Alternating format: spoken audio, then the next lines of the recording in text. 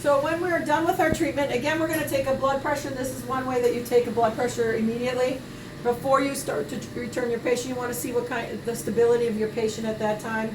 When we're all done, when just like you are done for anything else, you hit the stop sign and it's the red man. So at this point, we're going to hit the red man, and it's going to say press confirm for the function. So yes, we want to end our treatment. This machine will ask you if that's the case. So since we want to do it, now it's going to tell us to reinfuse. We have to take our arterial line and connect it to the port on the IV. When these are in place, that is sterile. If it was taken off to give a medication, you would have to use an alcohol wipe and put it over it, and then take your little piece with the alcohol wipe and screw it like this for about 15 seconds to clean it. So I'm going to pretend that it was still done and I didn't just do that, but I'm going to grab my arterial end from my patient, and I am going to connect it up here. Make sure that you screw it in tight. We want the blood to clear this. We want the saline to clear this section of it, so we're going to open up our IV here, and we're going to open up our line here, and we are going to, yes, we want to reinfuse now, and the machine will start up again. Again, it goes immediately to 200 blood flow on its own, and so this will continue to return. The important thing to know is this will continue to return till it sees a specific level of red blood cells count in the line here, and then the machine itself will stop all by itself.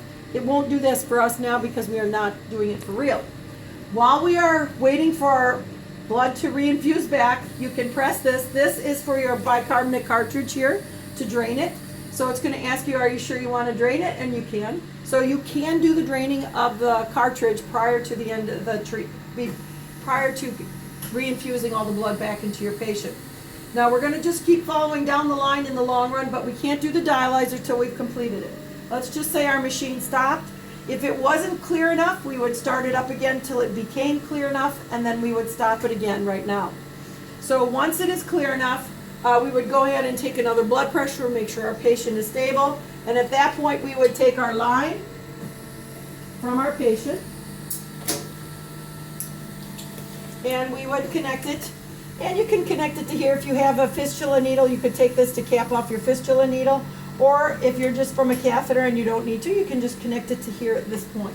So again, it's just for the keeping it so that it doesn't drip or cause any problems for you. And at this point now, if my patient was good, I would be able to go ahead and drain my dialyzer.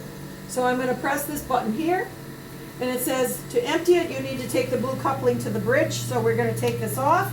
We're going to put our finger over it so it doesn't drain, and put our coupling onto our bridge that's on the side there, and we're going to accept it. Once it starts to suck, you will feel it on your finger, and then you can pull it away.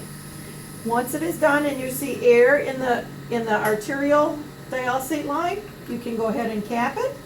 And then you may take your arterial one off and cap that. And technically this would be capable of being able to be tossed at this point. Before you go further, you want to look at the eye. This tells you how much blood volume you've crossed it through the treatment. What is your net volume of fluid that you removed from your patient. It gives you some additional ones, but those are the main ones that we're looking at for right now. So I'm going to go out of this. So I've accomplished all of this. Now I'm going to do descaling. Descaling can take care of the filter that's filtering the dialysate during the treatment, and it's going to go ahead and clear off any bicarbonate crystals or anything that are on it. So at this point, I'm going to go ahead and press for this to be done.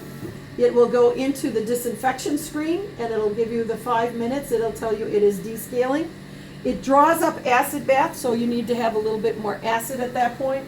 But you can remove our bicarbonate at this time, so you can pick it up. It was emptied, so now it is back to a powder and no longer a liquid. And you'd be able to toss this in the regular garbage. So now you've completed it. It's 5 minutes at this point. When that is all done, we would continue on and do a citric thermal if it's the end of the day for us, or a citric thermal if you had a patient with hepatitis B or unknown status with hepatitis. So, and that's the completion of our piece. When we do citric thermal, the red probe would have to go back into here for completion of the citric thermal process.